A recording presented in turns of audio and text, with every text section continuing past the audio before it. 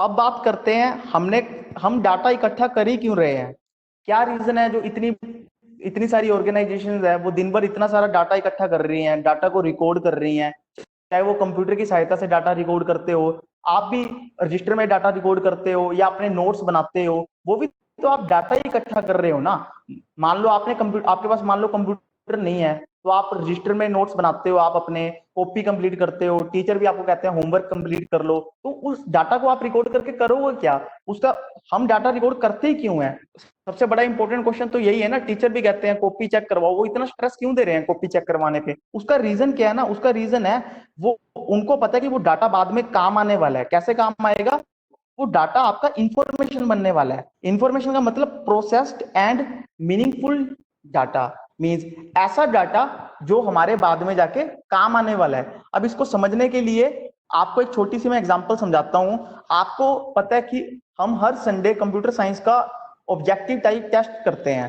Suppose करो जैसे ही आप लोग टेस्ट सबमिट कर देते हो तो मेरे पास रिकॉर्ड ऐसे इकट्ठा हो जाता है एक्सेल की फाइल में। मान लो कोई नाम है किसी बच्चे का ए, सब्जेक्ट है कंप्यूटर साइंस, उसके मार्क्स आए हैं 30/30। ऐसे फिर बी स्टूडेंट है, subject same computer science, marks है 28। फिर सी स्टूडेंट है, उसके कुछ मार्क्स आए। ये मेरे पास डाटा इकट्ठा होता जा रहा है।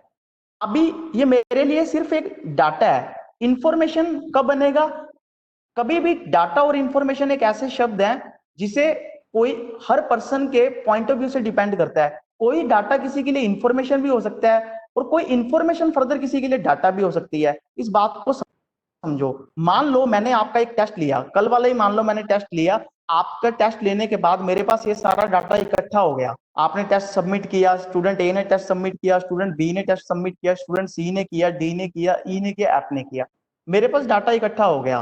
सपोज करो कुछ टाइम बाद मेरे को स्कूल की हायर अथॉरिटीज की तरफ से बोला जाता है कि आप हमें उन स्टूडेंट का नाम बताओ जिन्होंने इस आपके टेस्ट में टॉप किया है। तो यहां से मैंने क्या किया, मैं उस डाटा को देखना शुरू करूंगा, मींस उस डाटा को प्रोसेस करना स्टार्ट कर दूंगा। प्रोसेस मींस मैं पहले ए स्टूडेंट के मार्क्स चेक करूंगा 30 है, फिर मैं बी के चेक करूंगा 28 है, फिर सी के चेक करूंगा 30/30 है, तो फिर मैं डी के देखूंगा, ई के देखूंगा, एफ के देखूंगा। मेरे को पता लगा कि दो स्टूडेंट ऐसे हैं ए और सी जो टॉपर्स बन गए, जिन्होंने आउट ऑफ आउट स्कोर किया है। तो मैं उन वो लिस्ट, अब मेरे लिए ये जो ए और सी है इनके सब्जेक्ट और इनके मार्क्स क्या बन गए? इंफॉर्मेशन। इंफॉर्मेशन क्यों बन गए? क्योंकि मैंने अपने डाटा को प्रोसेस करके सिर्फ उन बच्चों के मार्क्स लिख लिए जिन्होंने इस बार टॉप किया था। अब आप कहोगे सर अगर इंफॉर्मेशन हमारे लिए टॉपर ही थी तो आप ये डाटा बाकियों का तो आप डिलीट ही कर दो, इसको क्यों रखा हुआ है? फिर इंफॉर्मेशन ही आपके लिए वो थी।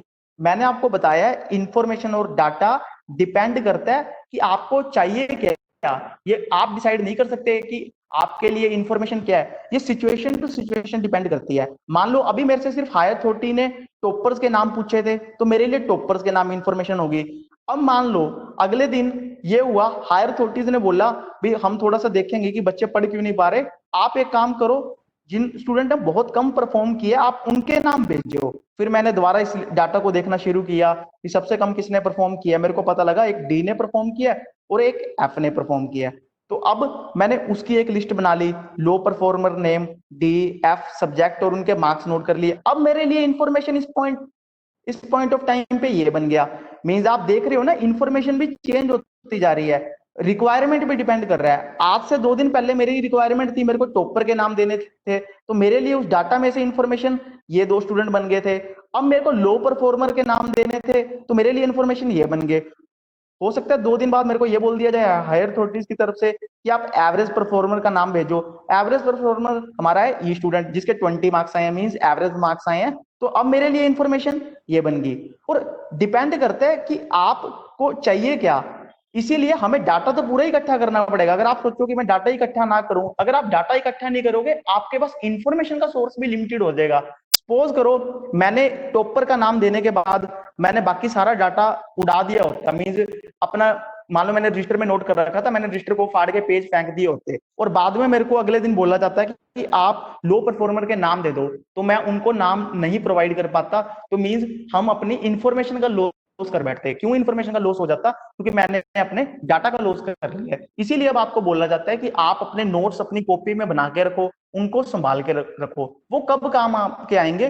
वो तब काम आएंगे जब आप उन नोट्स को पढ़ोगे, एग्जाम में बैठोगे, तब आप उसमें से जो इंपॉर्टेंट चीजें हैं, जो इंफॉर्मेशन है, वही आप अपने आंसर शीट्स पर लिखोगे। तो आपके लिए, जब अगर आपके पास वो डाटा ही ना होता, तो आप एग्जाम में उसको क्या लिखोगे, उसमें से क्या इंफॉर्मेशन निकाल लोगे? वो तो कुछ नहीं बनेगा ना।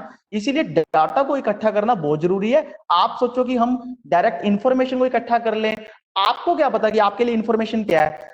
एक इंफॉर्मेशन किसी और के लिए डाटा भी हो सकती है। हम अगर इसी एग्जाम्पल की बात करें, जो हमारी हायर अथॉरिटी थी, जिन्होंने टॉपर के नाम मेरे से लिए, मैंने तो कंप्यूटर साइंस सब्जेक्ट के नाम लिए हैं। ऐसे ही हो सकता है उन्होंने इंग्लिश के टीचर से इंग्लिश के टॉपर के नाम लिए हो, हिंदी के टीचर से हिंदी के टॉपर के नाम लिए हो, मींस 5-6 सब्जेक्ट से टॉपर्स के नाम ले लिए।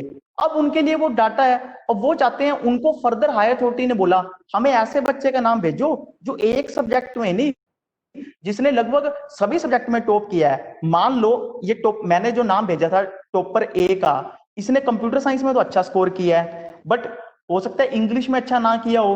तो वो जब उसको प्रोसेस करेंगे, English, Hindi, math, higher authority के पास वो सारा डाटा आ जाएगा। जब उसको वो प्रोसेस करेंगे तो उनको उनको हो सकता है 2-3 नाम ही ऐसे मिले जिन्होंने सभी सब्जेक्ट में परफॉर्म किया है। तो वो जब उसको भेजेंगे तब वो इंफॉर्मेशन बन जाएगा। मींस एक पर्सन के लिए जो इंफॉर्मेशन है वो दूसरे पर्सन के लिए डाटा भी हो सकता है।